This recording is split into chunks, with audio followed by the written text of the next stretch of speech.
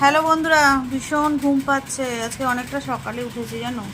তার মধ্যে নিচে শুয়েছিলাম তো আরও শরীরটা এসি চাল দিয়ে মানে শরীরটা না মানে এত খারাপ লাগছে, মানে ঘুম পাচ্ছে।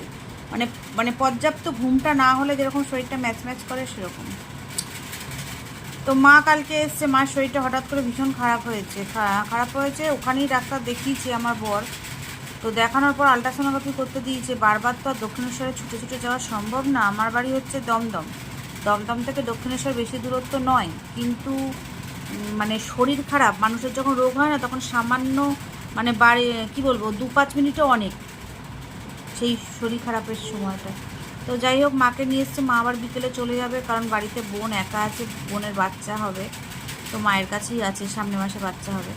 তো ওই জন্য মা বিকেলে চলে যাবে, যেহেতু বোনটা একা আছে। তো বড়মাসের মাকে এখন ডক্টরের কাছে নিয়ে গেছে আমাদের এখানে প্রাইভেটে ডক্টর দেখাতে, তারপর বিকেলে চলে যাবে। তো সেই কারণে সকালে উঠেছে দেখে